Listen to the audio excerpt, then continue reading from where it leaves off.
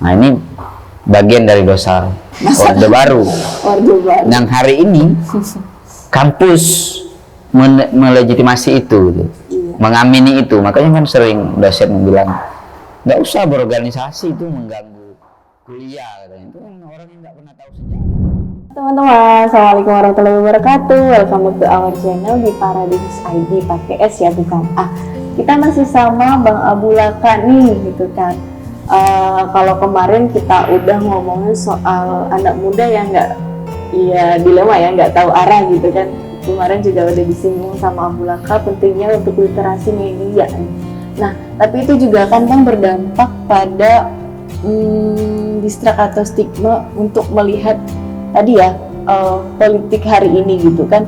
Jadi itu mengakibatkan anak muda hari ini tuh ya bisa kita sebut nggak tertarik untuk melihat politik, untuk tertarik politik, tertarik dengan isu-isu politik, bahkan bergabung dengan politik, karena stigmanya udah ya tadi ya, belum, misalnya stigmanya udah ya mungkin karena udah bejat kalau kemarin dibilang kan, atau mungkin ya kotor dan sebagainya gitu kan. Stigma yang berkembang di anak muda hari ini kayak gitu. Kira-kira kalau misalnya hari ini juga kalau kemarin rekrutmen di Nasdem sendiri masih banyak yang minat atau belum juga Bang? Itu yang masuk politiknya? Iya, yang masuk politik. Ya kalau dibilang nggak ada yang minat, nggak juga, kita tetap ada itu. Nah. Tapi itu dari jenjang usia berapa kira-kira kemarin? Kalau di caleg itu ya rata-rata 30 ke atas. 30 ke atas. Nah, bisa dihitung lah, memang ada beberapa anak muda termasuk di Gunung Kidul itu kan, itu di bawah 30 ada beberapa, bahkan ada caleg termuda kemarin 23 tahun kayaknya kan. Tapi secara keseluruhan stigma generasi muda terhadap politik kan begitu. Iya. Jadi mereka tidak terlalu mengapresiasi, bahkan terkesan menghindar dari, udah alergi dulu ya, berbau politik, apalagi dengan politisi gitu. Padahal kan kita tetap penting bahwa meskipun kita nggak suka politik, paling nggak kita menjalin relasi dengan para politisi itu tetap penting.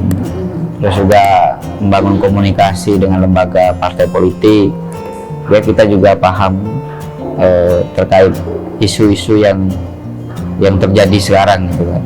Karena kalau kita nggak tahu apa-apa, ya kita susah.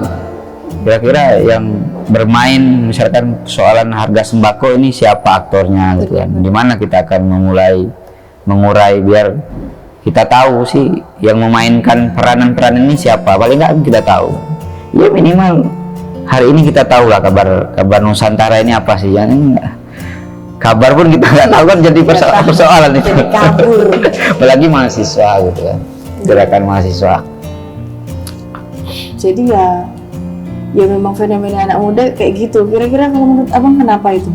Kok bisa kemudian udah alergi duluan kayak gitu sama politik hari ini? Ya sebenarnya itu bagian. Apa karena politisinya, orang-orang pejabatnya, atau memang anak mudanya? Ya sebenarnya itu dampak dari desain kampus hari ini. Desain kampus. Ya, kalau kita teringat misalkan 78 ada NKK BKK kan, normalisasi kehidupan kampus itu kan. Di UIN kenceng ya. Iya. Jadi itu kan era Soeharto lah ya. Ini kan dosa Orde Baru yang dampaknya hari ini, yang memang kita dijauhkan dari soal politik, soal organisasi gitu kan, realitas masyarakat yang mereka bingkai. Kita ini penjaga moralitas gitu kan. Kayak gitu. Makanya kan di tahun 70 sampai 80 itu seluruh organ ekstra didesain untuk menjadi independen. Itu memang desain dari Orde Baru. Kalau misalkan PMII dulu pernah misalkan bagian dari NU kan, kalau dulu NU partai politik. Jadi setiap partai politik kan mereka punya underbrow-nya gitu kan. Kalau misalkan partai Masumi dulu ke HMI gitu kan. Nah sekarang tuh mereka semuanya independen. Memang desain kayak itu karena memang diciptakan Orde Baru bahwa mahasiswa itu harus berdikari gitu kan, tidak boleh diintervensi oleh kelompok manapun, karena memang mahasiswa sebagai generasi muda itu penjaga moral bangsa. Diciptakan kayak gitu biar kita tidak nyambung dengan politik, biar kita tidak suka dengan politik, dan biar mahasiswa tidak berbicara politik. Nah, ini bagian dari dosa Orde Baru. Orde Baru. Yang hari ini kampus melegitimasi itu, gitu. Mengamini itu. Makanya kan sering dosen bilang nggak usah berorganisasi, itu mengganggu kuliah katanya. Itu kan orang yang nggak pernah tahu sejarah itu. Padahal ketika Indonesia merdeka itu, perintah Soekarno itu kan seluruh kampus bikin organisasi. Dari organisasi ini biar membantu pembangunan bangsa Indonesia setelah merdeka. Karena dari organisasi ini diajarkan otomatis cita-cita lah ya, sebuah ideologi, harapan, kan visi, program kerja. Hari ini kampus tidak mendukung itu. Nah, itu yang terjadi, sehingga dampaknya anak muda apolitis gitu loh. Maka kita yang sadar ini harus berani mengkampanyekan gitu loh. Tidak apolitis ya teman-teman. Nah, iya sih, mungkin yang menjadi kekhawatiran tadi adalah intervensi ya. Jadi kalau Soekarno bilang, jadi kita harus menjadi anak muda yang merdeka gitu kan, kita harus menjadi anak muda yang berdikari. Ya itu menjadi doktrin yang berhasil gitu kan untuk anak muda mungkin ya, untuk anak muda yang kemudian juga aktif di organisasi ya. Karena apa? Tadi dia ingin bebas, ingin melakukan kehendaknya tanpa ada intervensi. Nah, kalau misalnya kita terperangkap dalam sebuah intervensi tadi, yang dikhawatirkan juga banyak bisa kemudian ya udah nanti sejalur ya, atau bahasa lainnya apa ya, bisa kemudian menjadi ya udah hari ini gitu kan, kondisi negara, kondisi state menjadi dominasi satu arah kayak gitu. Yang dikhawatirkan nggak ada nilai kritik, nggak ada perlawanan dan lain sebagainya, karena tadi harus terintervensi gitu kan, yang kemudian mengakibatkan di mahasiswa juga manut, patuh dan lain sebagainya. Jadi baiknya itu ada intervensi atau enggak sih? Dari pihak kampus maksudnya? Untuk mahasiswa, dari misal kalau tadi Soekarno kan mewajibkan di semua kampus ada organisasi kayak gitu kan. Padahal itu kan rentan dengan intervensi. Intervensi itu ya baik nggak sih gitu kan? Nah ini kadang tidak aneh juga ya. Jadi kita sering alami lah, kader itu kalau ngomong intervensi itu kan semuanya mesti diberi label negatif itu kan. Tapi kan tidak semua intervensi itu yang tidak baik.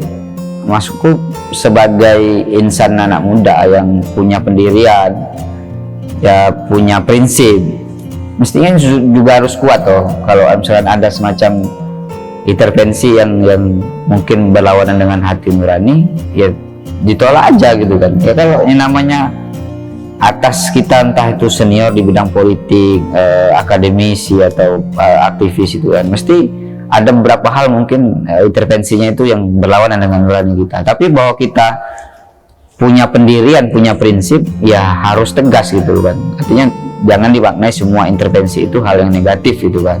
Kan sering di organisasi itu hindarkan intervensi senior. Ya saya pikir kalau intervensinya itu bagus, nggak jadi masalah gitu kan. Nah di sini kan diuji kemandirian berpikir anak-anak muda kan. Jadi bagi saya jangan takut gitu loh. Jangan takut ya teman-teman. Jadi itu kuncinya, jangan takut ya. Nah terus gimana Bang biar kita anak mudanya nggak apolitis dan tertarik dengan, yo minimal tertarik dengan isu-isu politik lah kayak gitu kan, walaupun dia nggak tertarik dengan menjadi politik, menjadi orang atau manusia politik kayak gitu. Ya inilah kalau saya terutama ini kan peran dari pendidikan dalam hal ini mungkin kampus lah harus memberikan pendidikan politik, dan juga parpol sebagai lembaga politik ini kan harus merealisasikan fungsi dari tugas fungsi dari parpol itu kan, memberikan pendidikan politik terhadap negara, kan begitu amanah undang-undang. Nah jadi politisi juga mestinya harus memberikan pendidikan politik, dalam hal ini partai politik lah gitu kan, kepada masyarakat, terutama generasi muda gitu kan. Selebihnya ya itu tadi berawal dari berorganisasi, karena itu tahapannya. Kalau politik itu kan persoalan aktivitas sosial gitu kan. Jadi kalau mahasiswa nggak pernah aktif di organisasi, generasi muda nggak pernah aktif di organisasi, dia susah mau menerima realitas politik, karena namanya politik itu kan relasi sosial. antar golongan, antar kelompok yang kemudian membangun kesepakatan bersama, berbicara kepentingan ini kan tidak selalu negatif itu kan, tergantung kita berpihaknya kepada mana. Ya bagusnya berpihak pada kebenaran gitu kan, pada kesejahteraan gitu kan, pada keadilan. Nah jadi berawal berorganisasi dulu, karena dari organisasi kita akan dipertemukan dengan tokoh, dengan akademisi, dengan para politisi yang kemudian ya lingkungan kan sangat berpengaruh tuh. Nah pesan saya memang kita harus, ya generasi muda harus aktif organisasi, karena itu menunjang masa depan kita juga untuk kedepannya terkait dengan apa aktif organisasi. Nggak ada ruginya kok berorganisasi tuh, nggak ada rugi, malah untung tuh, dapat kawan, dapat peluang, jaringan nanti kan itu akan berguna ketika kita lulus gitu kan.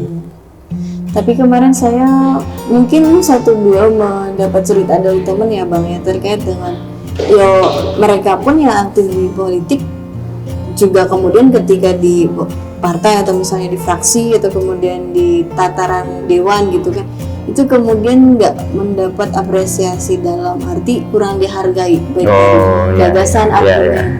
Nah itu juga yang mungkin kisah-kisah itu disampaikan ke kader gitu kan, disampaikan ke organisasi mahasiswa, terus juga itu bikin down lagi gitu kan, bikin nggak semangat lagi, nggak optimis lagi sama politik hari ini.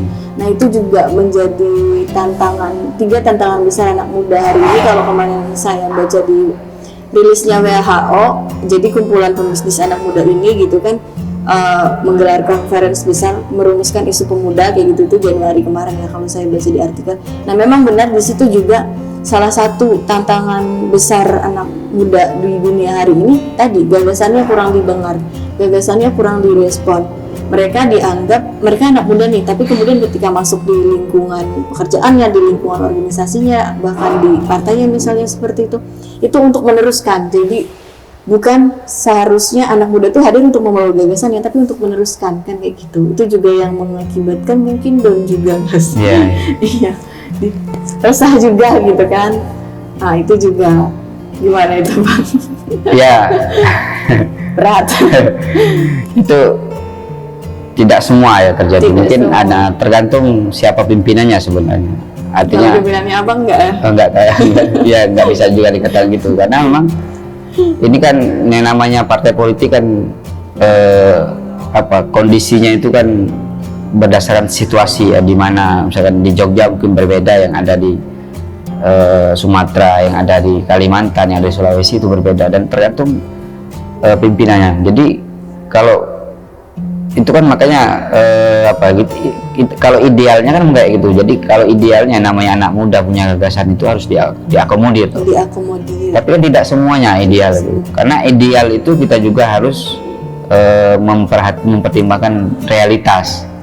Kalau realitasnya memang tidak kayak gitu, kita jangan memperjuangkan idealitas itu kan. Karena idealitas itu kan terjadi kan berdasarkan realitas dan fakta yang ada. Ya kalau enggak, ya sudah gimana lagi. Tapi kan tetap bahwa kita sebagai orang yang punya gagasan harus tetap memberikan gagasan kepada mereka, persoalan terima atau tidak gitu kan. Ya saya pribadi juga sering mengalami, tapi kan tetap bertahan, karena kita berpartai bukan persoalan nyalon atau tidak, tapi kita bagian dari bersosial bagi saya kan, masih di politik, membangun jaringan. Itu sih kalau yang yang saya jalankan gitu kan. Jadi paradigma kita harus diubah ya teman-teman. Kalau kemudian memaknai politik adalah sesuatu yang kotor, cobalah kita ubah. Kalau tadi kata Bang Abu, berpolitik itu bersosial. Nah itu lebih menarik, karena memang orientasinya, karena memang tujuannya ya untuk sosial, untuk silaturahmi gitu, untuk kemudian menyalurkan gagasan. Nah berarti kalau misalnya ini Bang, biar kemudian gagasan kita ini didengar, gimana? Kalau misalnya kita saat menyampaikan gagasan ke orang-orang tua, ke legend-legend lah, senior gitu kan. Bahkan ya kalau tadi disinggung memang nggak semua gagasan kita ideal ya, tapi kadang juga kalangan orang tuanya juga yang ini gitu kan, yang alot. Nah ada tips dan trik ya biar kemudian gagasan kita diakomodir gitu ya. Ya pendekatan personal itu penting. Pendekatan personal. Ya, artinya kalau kita datang ujuk-ujuk membawa gagasan kan juga nggak ini tuh. Artinya seorang politisi kan juga melihat track record kita ya. Ya artinya kita mesti punya pembuktian di ruang sosial gitu. Artinya bahwa kita punya follower, kita punya gagasan. Jadi saya pikir meskipun pimpinan tidak punya jejak rekam dalam organisasi, dia juga akan berpikir gitu kan untuk menampung gagasan kita kan, karena kita sudah jelas berbuat gitu kan. Yang ngadepin orang kayak gitu kan biasanya kita berbuat dulu, baru kemudian ini karya saya sudah melakukan ini. Karena kan politisi itu kan akan berhitung apa yang mereka keluarkan, berhitung nanti apa yang didapat. Maka untuk memancing orang-orang seperti itu ya kita harus berbuat dulu. Ya sampaikan bahwa ini yang gagasan, ini masanya ini yang sudah kami perbuat ini mungkin bisa lanjutkan untuk program partai kan yang bisa menaikkan elektabilitas dan popularitas. Saya pikir gitu sih. Berbuat dulu ya. Ya. Selain itu ada lagi nggak Bang? Ya itu tadi pendekatan personal, berbuat dulu ya. Kalaupun tidak ditampung lagi ya saya pikir ya tetap jalan aja sesuai bersabar ya prinsip kita gitu kan. Karena nanti kan suatu saat kan mesti ada peralihan. Tinggal kita ini mau bertahan. Kebanyakan kan ketika kita tidak diakomodir kita langsung pindah mutung. Jangan sampai gitulah kan, karena jiwa besar itu kan tetap dibutuhkan oleh bangsa ini. Dia dulu para founding fathers kita kalau tidak berjiwa besar kan nggak ada Indonesia, nggak merdeka kita. Kalau Soekarno jalan sendiri, Soekarni jalan sendiri, Hatta jalan sendiri, tapi mereka tetap berbicara kepentingan bangsa meskipun secara gagasan, ideologi kadang mereka kan berbeda gitu. Jadi jiwa besar tadi bersabar dan bertahan. Ya. Itu ya teman-teman. Oke kita dulu, terima kasih Bang Abu Lakan atas waktunya. See you teman-teman.